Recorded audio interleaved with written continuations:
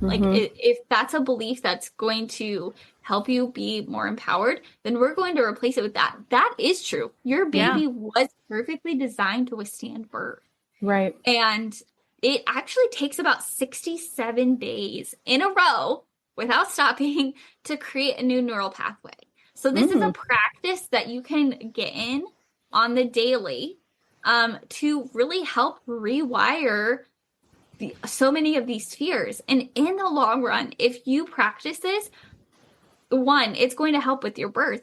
But two, this is a practice that you can take throughout the rest of your life. Hi, I'm Rachel, owner of the NaturalBirth site, certified birth doula, childbirth educator, and midwife's assistant. And I'm Tiffany Munez, certified birth doula, lactation counselor, and midwife assistant. Here, you'll learn all about different aspects of pregnancy, birth, and postpartum. Remember, none of this information should take the place of your care provider and is not medical advice. Birth is not a medical emergency. Thanks for listening. Hey everyone, welcome to the Natural Birth Talk. I'm Rachel. And I'm Tiffany. And we are here with McClain today, and we are going to talk about all of these fears that kind of haunt us as moms leading up to our birth, and more specifically, how to let go of all of those fears. So before we jump into that, we're going to let Allie introduce herself. Yeah, hi. Thank you, ladies, for having me on today. I'm so excited to talk about this topic because it is very near and dear to my heart. I had so many fears to work through. I'm a wife of 10 years now. I have 4 children and I homeschool 2 of them currently.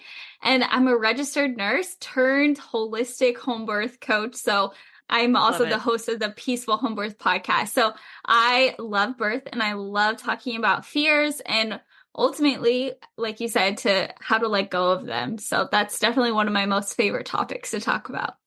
This is going to be an awesome chat today, don't you think, Tiffany?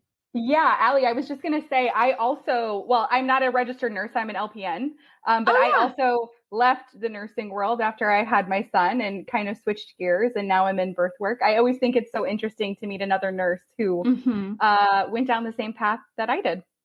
Yeah, and it's really interesting how birth really does kind of open your eyes to alternate ways of living and health. Yes, yes, absolutely. It's a rabbit hole. I feel like mine was like maternity leave.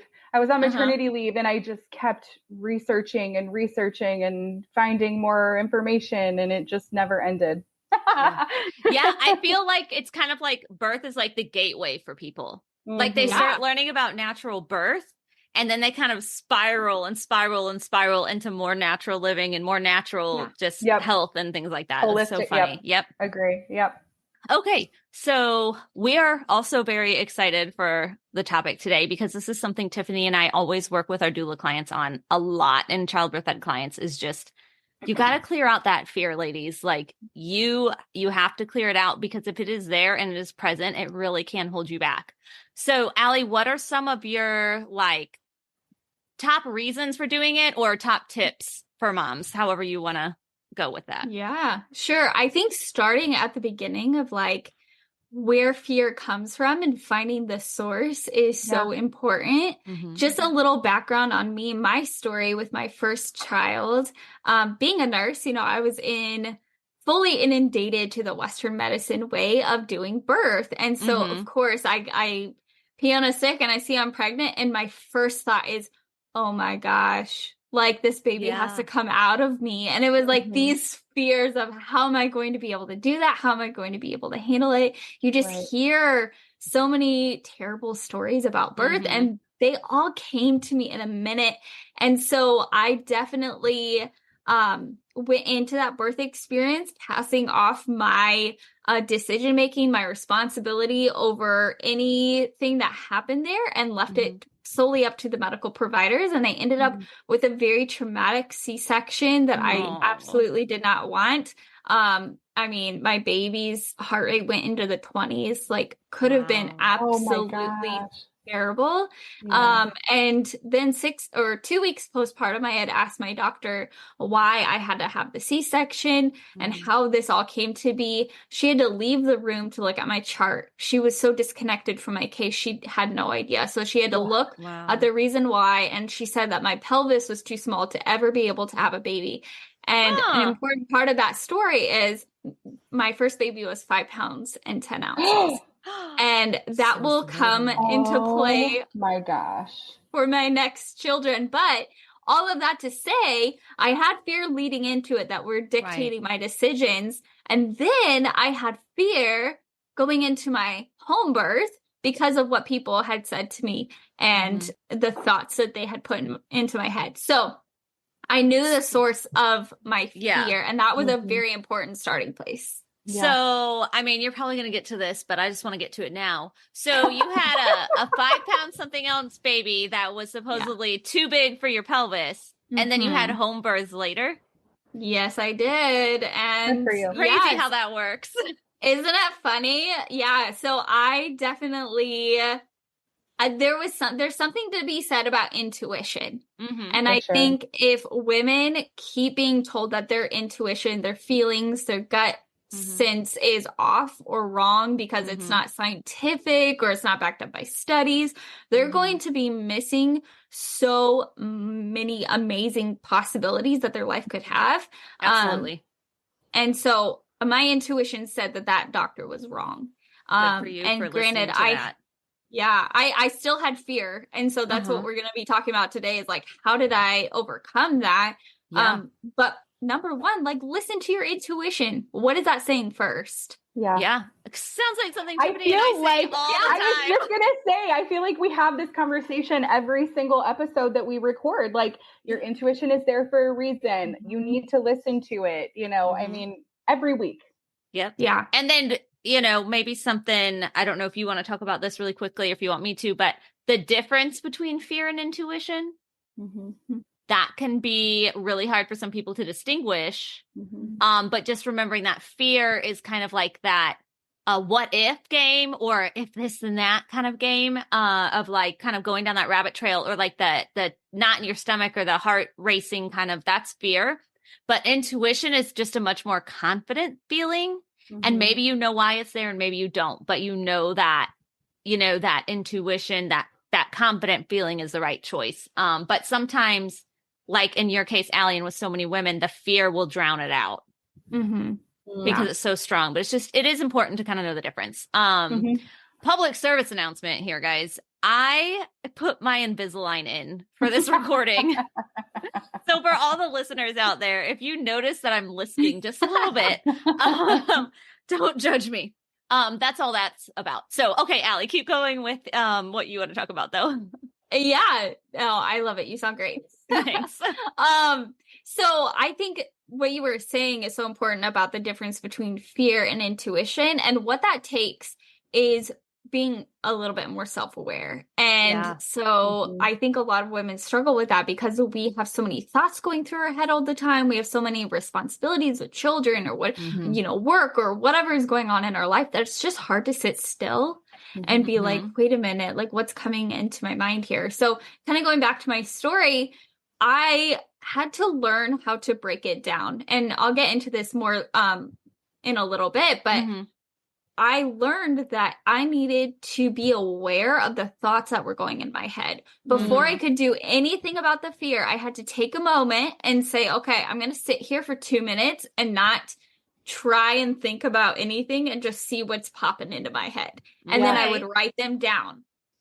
And so after my traumatic birth, my intuition was saying, she's wrong, go with a home birth. So I was following that. I'm a very gut-driven person. That's just like God has gifted me with that ability. And so I just follow that.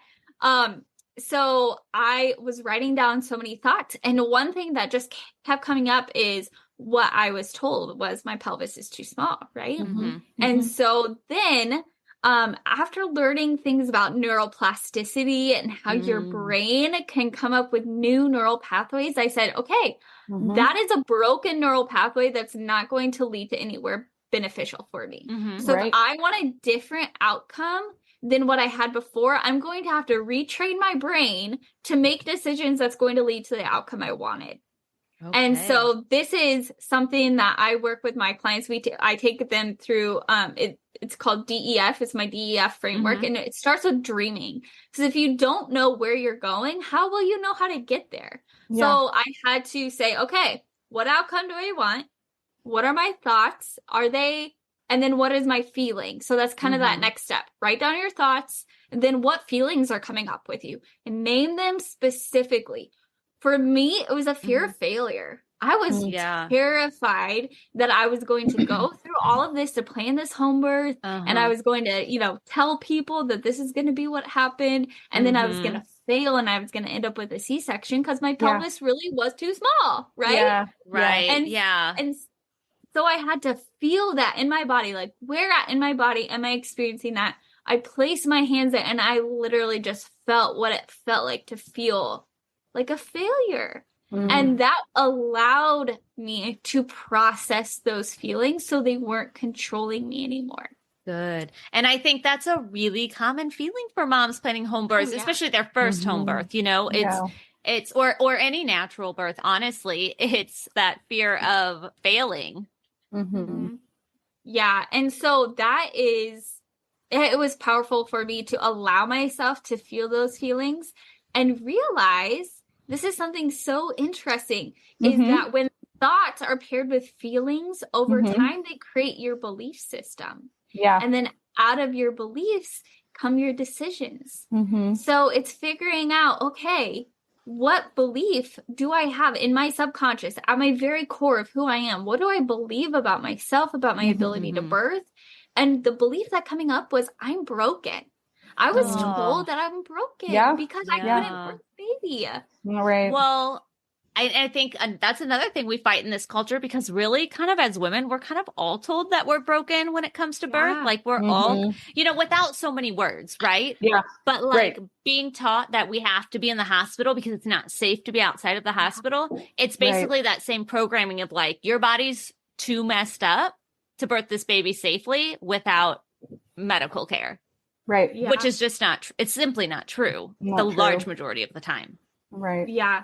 That is so true. I mean, I'm hearing beliefs come up for women all the time, like as I'm talking to them.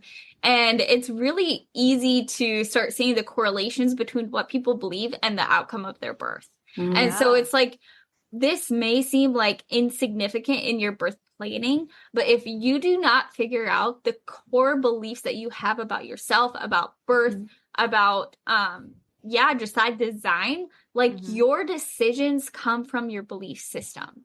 And so, for example, like I had to change that thought from my pelvis is too small to my pelvis was made to birth.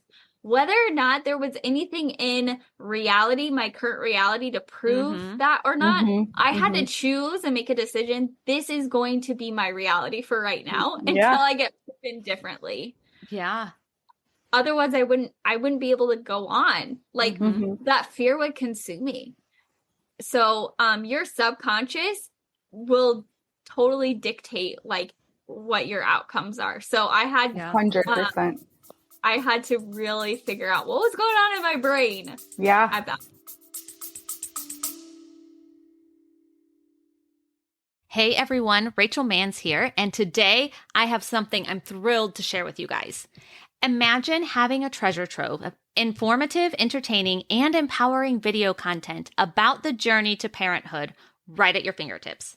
That's exactly what you get with Informed Pregnancy Plus. For less than 25 cents a day, that's a quarter, guys, you'll gain access to a vast subscription library filled with documentary films, web series, mind and body fitness programs, workshops, and courses covering fertility to parenting and everything in between.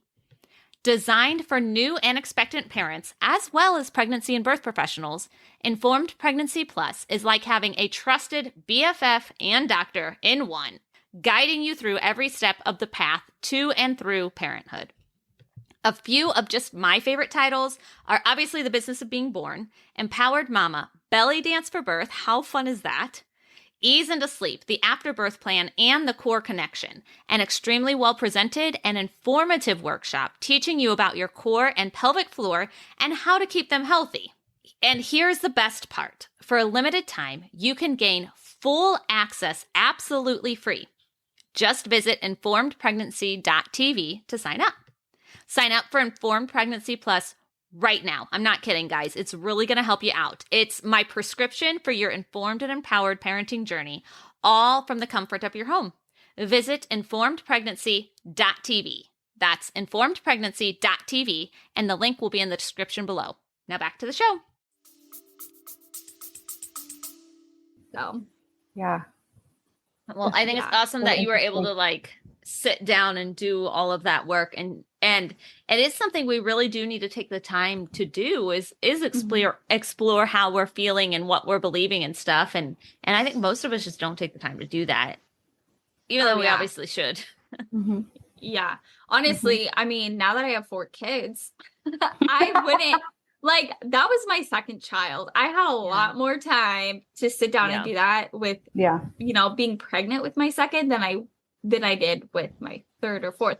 But I think that this is where hiring a doula comes in, or like hiring a birth coach. Like, if you need accountability to take time, and oftentimes we need a sounding board to hear what's going on in our own subconscious. It is so much in our brain that it just is normal to us. But when we start expressing it out loud to somebody else, it's like we start hearing it differently. And so I 100% advocate for, you know, hiring a doula to help you work through this mindset stuff, or like hiring a coach who will sit down with you virtually and like talk about it and figure out, what beliefs do I have, and are my decisions matching with the outcome that I want? Well, and this even sounds like something that you could kind of start working on before you're pregnant.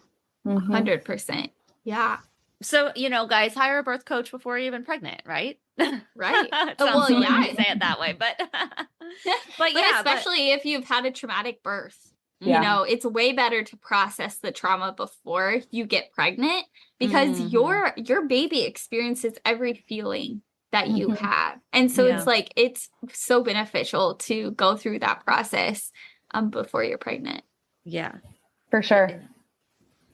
I'm sorry. I'm super distracted by the birds on my balcony. Oh my gosh. Don't judge me. I'm like 50 at heart. There's like, my son put up a bird feeder because he likes birds, because he's also 50 at heart. And there's like a new one I haven't seen before. So there were like 2 like really bright red cardinals, and now there's this new brown bird that I haven't seen before. So I had to take a picture of it. Oh, I love it. Okay. So I don't know where we just were. So do we maybe want to talk about like, I'm sure that you hear a lot of the same fears over and over and over, especially like with home birth clients. I feel like I constantly hear the same fears over and over. What if something happens to me? What if something happens to my baby? Or even more specific, what if there's a nuchal cord? What if there's a shoulder dystocia? How do you kind of like break those specific instances down and talk about those? Yeah, that is such a good question. So again, this comes back to that process of identifying your thought, feeling, belief, and then decisions, right? So your thought is like, what ifs, right? That's what you were talking about with the fear. So much of it is that what if. So let's take the nuchal cord, for example. What if my baby has a nuchal cord? My baby had a nuchal cord, and supposedly my pelvis was too small. So they were like, thank God that we were here to save your child, you know? They were playing the God card. We're like, we fixed it, even though they're the ones who probably caused it. Right. So that was definitely a fear going into my second birth. And I'm like, oh my gosh, I'm going to be at home. What if my baby's cord is wrapped around the neck? And so I had to write that thought down, realize that so many times the what if fears is just a lack of education. It's a lack of knowing something. And so on a deeper level, most of the time it is a fear of the unknown. It is a fear of not being in control. And so there's so much deeper seated feelings going on that just oftentimes aren't identified. And we're told like, oh yeah, this cord, so it's dangerous. But writing it down often and verbalizing it out loud can help you identify what's going on, number one. And two, it can identify what you need to research some more, because I mean, we say it's so cliche, but like knowledge is power, right? No, really though. Yeah. Like it really is true. And so much of the process that I help people with is like education, like that education. What you guys do is like so important. The childbirth education. Yeah. Yeah. Yeah. You And know, just for I the think audience, sorry, I just want to clarify for the audience that a nuchal cord is not actually dangerous. Right. So as Ellie was saying, you got to go down the trail of researching. That's what I was going to say. Like when I talk to clients, you know, if they're like, oh, I'm scared of the nuchal cord. Well, why? Why are you scared? Yeah. And like you said, I mean, a lot of times they're like, oh, well, I don't know. Like I've just been told that it's bad and it's dangerous. Right. You know what I mean? So yeah, that's where that like knowledge is power really comes into play, because sometimes they're just scared. They don't even know why. Yeah. Or they think they know, and then they find out that a nuchal cord is present in somewhere around 40% of births. Yeah. So, you know, it's that good old Wharton's jelly in the umbilical cord keeps it nice and protected so that a nuchal cord is not actually a problem. But it is, like you said, once you have the fear, then you can, and have identified the fear, it kind of tells you where you can go research. Exactly. So it just goes back to like finding the source of that fear. Why are you afraid of a nuchal cord? Like, is it because of a previous experience, or just because somebody told you that, or is it just a lack of education? Like, what exactly is it? And then knowing what you want, like, is that going to keep you from pursuing what you actually want? And that, I think that kind of gives it a little bit more importance of figuring it out. Because what I see happen a lot is like people just have fears, and then they're like, okay, I have a fear, so I'm just going to make like my default decision. Right. And we live in this world of just like default decisions, and that's not empowerment. Like, that's not how I want to live my life, is just a default fear decision making. Yeah. Or and like you said with your first, where you were like, I'm just going to pass the decision making off to the care provider. Exactly. Like, I'm afraid to make this decision because I'm afraid I'm going to make a bad one. So I'm just going to let my care provider make this decisions for me. Right. Exactly. So yeah, that step like 3, after you know the source, after you know what you want, is finding your support system. So like I was saying with the doula, it's like, it's so important that you have somebody that you can bounce your fears off of. Having a midwife or like a doctor who respects you and or respects birth, like the process of birth, in high regard, and then trust you, trust your ability, trust your body. Like if you have a provider like that, it will cover so many of those fears, because you're going to feel supported. Yeah. And knowing, I mean, so many times like postpartum, like, do you have a good support system postpartum? Just knowing that there are people around you to support you minimizes those fears exponentially. Yeah, for sure. Absolutely. Yep. Or knowing that there's people around you, not just that support you, but have the same goals as you. You know, because sometimes support can be like, okay, well, I'm supporting you. Like, I wouldn't do it that way, but I'm still going to support you, kind of thing, versus someone supporting you who kind of has the same goals as you. So then,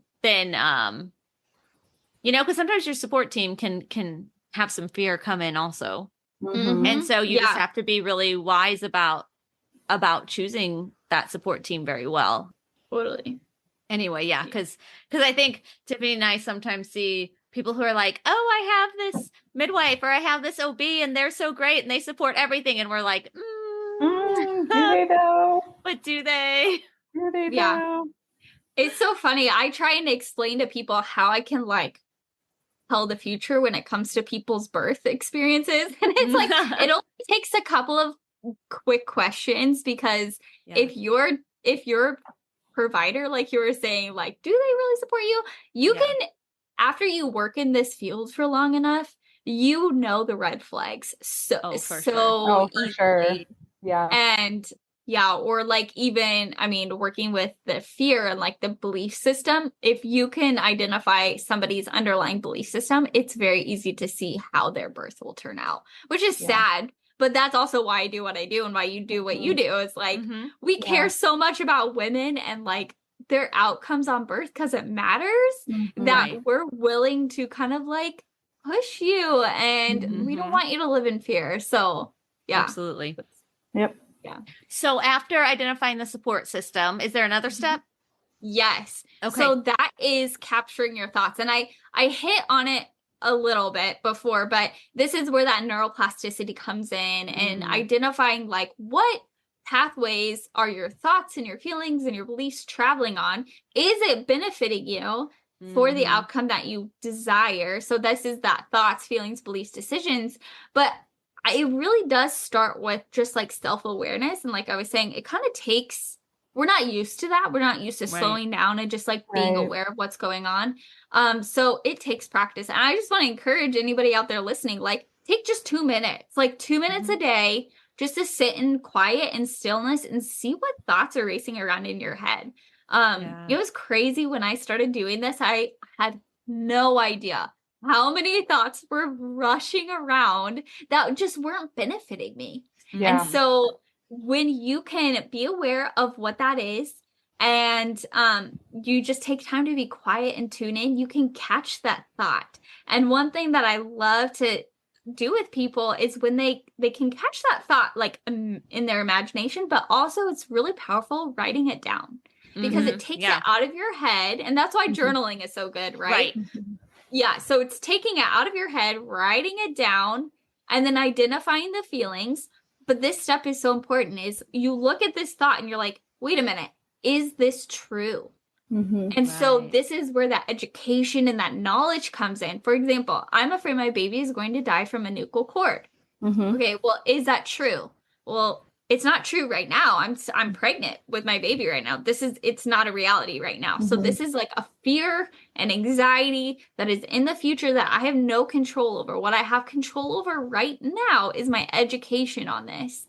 And so you can say, is this true? Well, it's not true right now. And as I'm educating myself, I'm seeing that nuchal cords, like you were saying, happen like in 40%. Most of the time, they're not ever an issue. And then you replace that thought. So write it out in your head. My baby is going to die from nuchal cord. Literally close your eyes and delete each letter until it's gone. And then replace it with what is true. My baby was perfectly designed to withstand birth. Like if that's a belief that's going to help you be more empowered, then we're going to replace it with that. That is true. Your baby was perfectly designed to withstand birth. Right. And it actually takes about 67 days in a row without stopping to create a new neural pathway. So this is a practice that you can get in on the daily to really help rewire so many of these fears. And in the long run, if you practice this, one, it's going to help with your birth. But two, this is a practice that you can take throughout the rest of your life. I use it in motherhood all the time. Like, for example, I'm a bad mom. It's like, how many times do we say that? Right? But that is my core belief. I'm going to act like a bad mom more often than not, right? Because I believe it. And so my decisions are going to come from that belief. So in order for me to change that, I have to be aware of when that thought is coming in, capture it, and change it to what is true. I'm not a perfect mom, but I am a mom who loves her children fiercely. Like, how much better does that belief sound? Yeah. Absolutely. Those are some really, really awesome tips. And it's a lot of things that like Tiffany and I use with our clients a lot. And I teach a lot of similar things in my online class. But I love how I think just your nursing background allows you to use more, I don't know, like official words. Oh, funny. I don't know. Official is not really the exact word I was looking for, but that's, I don't know, speaks to what I'm saying, I guess. You're able to say it so eloquently. Oh, thank you. I love the science of our bodies, of our brains. And so when I hear that, to me, it just points to a design that was perfect. And like we were perfectly created to give birth. We were perfectly created to work through fears. And like perfect love casts out all fear. And so I am more than capable of changing my mind so that fear doesn't control me. Like I love it. One of the most amazing things I was ever told was when I was planning my first birth or my first home birth. and I was diagnosed with placenta previa. Okay. And they had said, you're going to have a C-section again. And of course, that broke me because I was like, I've done all the mental work. Like, my body was designed for this. This is my worst fear coming true. And I call my midwife, and I'm just like, they told me this, and then they want me to get so many scans, and I'm going to have a C-section, and I'm sobbing. And all she does is like, she said, Allie, one thing I live by is I don't make any decisions out of fear.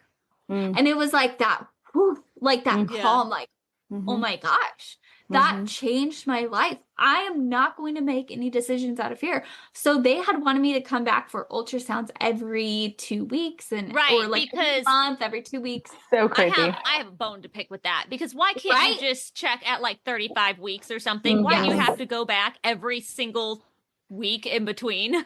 Exactly. Right. But if I was letting fear control me and I was like, okay, fine, like everything I did doesn't matter anymore, so I'm just going to listen to whatever they say, then I would have. And what does that fear do to your body? What does that fear do to your baby? Like, I did not want that going in my head. I'm like, I'm going to trust it. My body knows what to do. My baby knows what to do. And I'm going to keep planning it. So I did not get any more ultrasounds until 34 weeks. Good for you. And then at that time, it had moved to what was it? It was 11 millimeters. So like a little over 1 centimeter.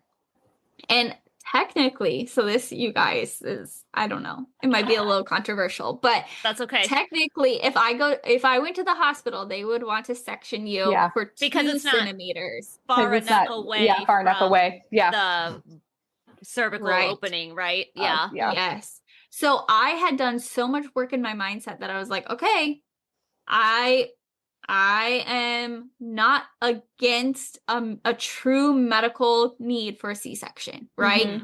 But I'm going to allow myself to do research, because right now I'm feeling fear. Probably means I need to research some more. And I found one study.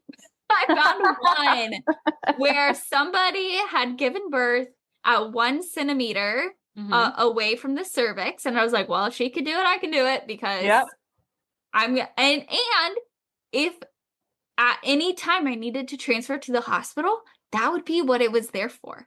Right. Like, and I would have a true medical need and I would have it.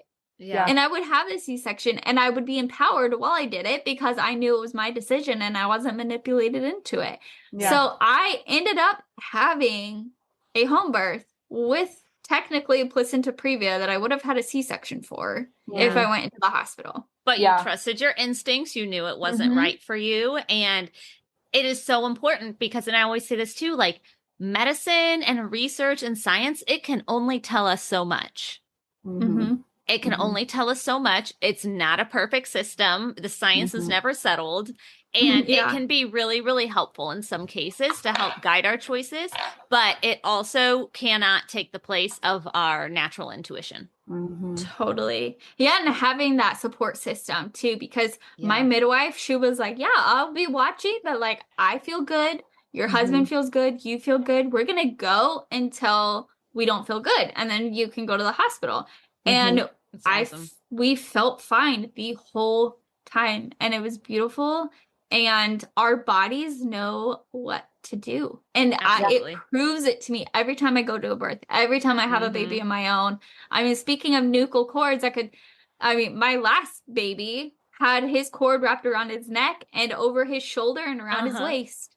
And guess what? That labor was long and it was weird because the placenta had to come down at the same time the baby did. Yeah. Right? Because it was so short. And so it's like, wow, that baby is so intelligent. Our body is so intelligent. There was moves that I knew I shouldn't do. And it's like, your intuition it's such a necessary tool. Absolutely. For sure. Absolutely. For sure. That's a great note to end on. Yeah. As long as you don't have anything else to add. Yeah. I mean, if you want to work more through those fears, or if there's anything haunting you that you're like, I just need somebody else to bounce this off of. I do 30-minute birth strategy calls. They're free. It's no strings attached. We'll just talk through that and see if we can find you some breakthrough in that. So that's bit.ly/birth strategy. And then for your listeners planning a home birth, I know. So one of the biggest questions, like, what do I actually need for home birth? So I have a free checklist that they can download just to make sure that they have everything they need, and maybe some things that they didn't even think that they needed. So it's kind of a fun checklist, but they can get that at bit.ly/homebirthessentials. Perfect. I will add that stuff into the description so they can access that really easily. Yeah, I just love talking about this, and I just trust women. I just trust women. I trust birth. Like, most of the time when it's left alone, it works. Yes. Especially when you've cleared out your fears. Exactly. Yep. All right. Thank you so much for being here with us today, Allie. This was so exciting. And listeners, you definitely need to be checking out Allie's podcast, Peaceful Home Birth. I'm also going to get to tell my home birth story on her podcast. So that's going to be a lot of fun. But even outside of that, you should check out her podcast too, because there's a lot of really great nuggets in it. So thank you again for being here. Super excited. I will put a link to your podcast and some other things in the description. So listeners, you can find her really easily, and we'll talk to you guys in the next episode. Thanks for listening. Bye. Thank you. Hi, Rachel Manns again. If you want to learn more, please subscribe to and rate this podcast, and head over to thenaturalbirthsite.com to check out our online natural birth education course, birth story blog, YouTube channel, and more.